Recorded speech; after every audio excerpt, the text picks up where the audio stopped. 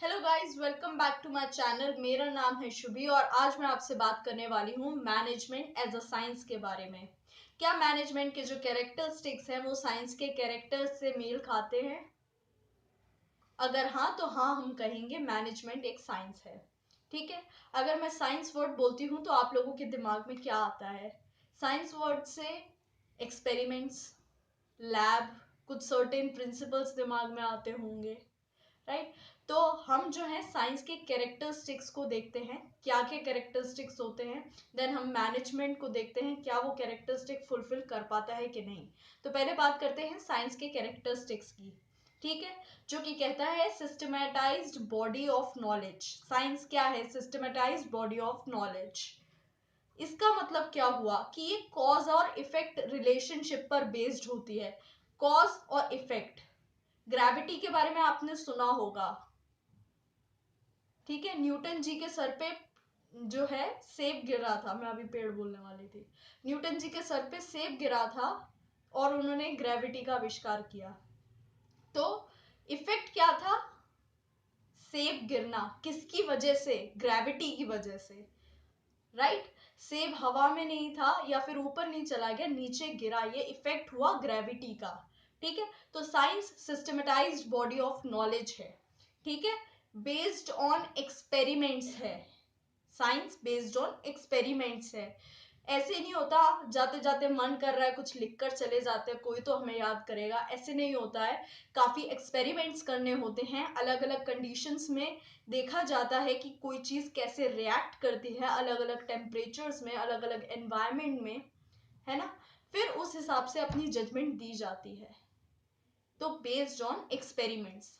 तीसरा पॉइंट कहता है यूनिवर्सल वैलिडिटी। यूनिवर्सली एप्लीकेबल है। ठीक है। अब न्यूटन जी का सेब सिर्फ यूके में नहीं गिरता है, इंडिया में भी गिरता है, ये बात आप जानते हैं। तो यूनिवर्सल वैलिडिटी है इसकी। तो अब देखते हैं क्या मैनेजमेंट इन तीन कैरेक्टरिस्टिक्स को फुलफिल कर पाता है या नहीं। आगे बढ़े उससे पहले एक बार नोट्स के थ्रू देख लेते हैं कि हमने अब तक क्या पढ़ा है। मैनेजमेंट एज अ साइंस के बारे में डिस्कस हो रहा है, जिसमें कहा जा रहा है कि मैनेज जो साइंस है एक सिस्टमेटाइज्ड बॉडी ऑफ नॉलेज है, राइट। ठीक है। उसको हमने फिर एक्सप्लेन करने की कोशिश करी, ये कैरेक्टरिस्टिक्स में आ गया systematised body of knowledge, right. क्या इसके जो प्रिंसिपल्स हैं वो कॉज और इफेक्ट रिलेशनशिप पे बेस्ड हैं। ये आपका एग्जांपल हो गया न्यूटन वाला। ठीक है। प्रिंसिपल्स जो हैं इसके एक्सपेरिमेंट्स पर बेस्ड होते हैं, we all know that, right. Observation होती हैं, कुछ टेस्टिंग होती है, कुछ कंडीशंस में रखा जाता है चीज़ों को, फिर अपना कंक्लूजन ड्रॉ किया जाता है।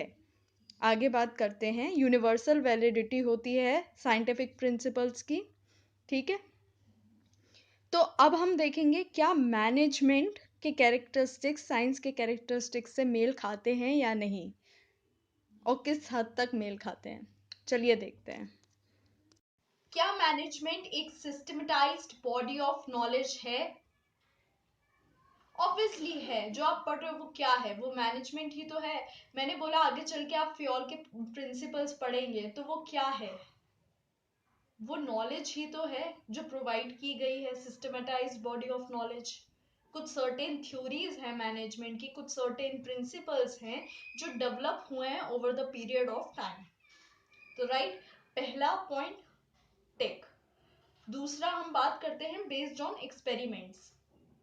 तो जो मैंने बोला फ्योल के प्रिंसिपल्स, क्या वो ऐसे ही जाते जाते बना के चले गए? नहीं, उन्होंने कुछ एक्सपेरिमेंट्स किए होंगे, कुछ सर्टेन चीजों को ध्यान में रखते हुए उन्होंने ये प्रिंसिपल्स बनाए होंगे। बट साइंस जो है वो इंसान से डील नहीं करती है। मैनेजमेंट ह्यूमन बीइंग से डील करती है, और ह्यूमन बीइंग्स का नेचर होता है फ्लेक्सिबल, राइट। तो आप कोई भी चीज ले लीजिए, मैं हो सकता है किसी चीज पर अलग तरीके से रिएक्ट करूं, कोई और बंदा अलग तरीके से रिएक्ट करे। तो ह्यूमन नेचर बहुत फ्लेक्सिबल है, राइट। तो जो प्रिंसिपल्स हैं वो एग्जैक्टली एप्लीकेबल नहीं हो सकते, कुछ वेरिएशंस आएंगे। तो हम कह सकते हैं कि मैनेजमेंट इन एग्जैक्ट साइंस है।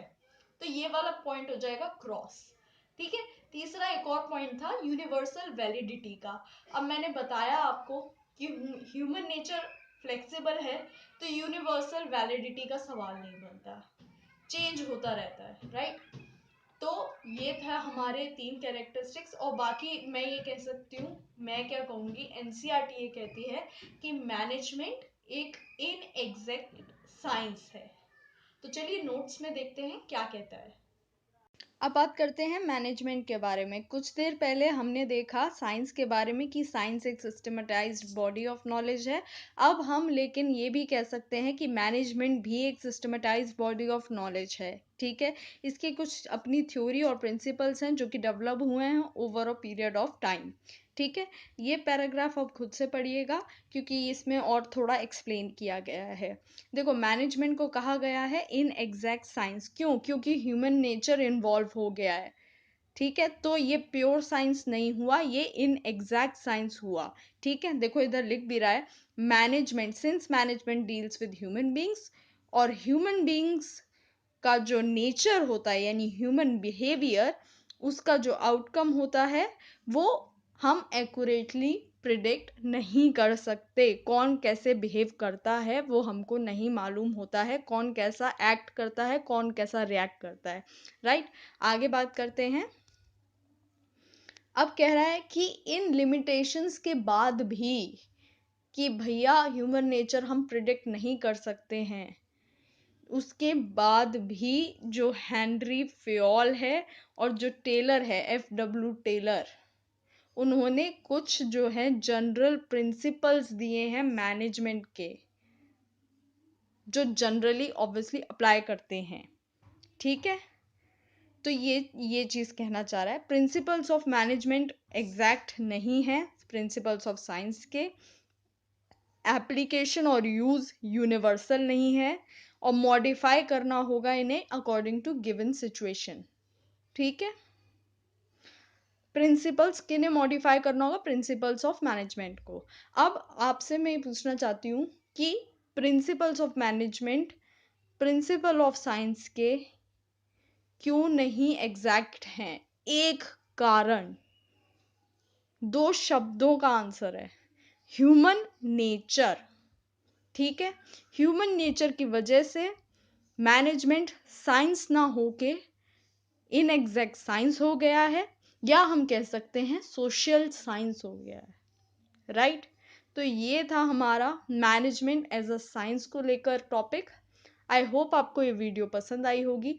पसंद आई है तो प्लीज़ लाइक कीजिएगा, शेयर कीजिएगा, अपने दोस्तों तक पहुंचाइएगा ताकि वो भी इसका बेनिफिट उठा सकें, और कमेंट करके ज़रूर बताइए आपको कैसी लगी ये वीडियो।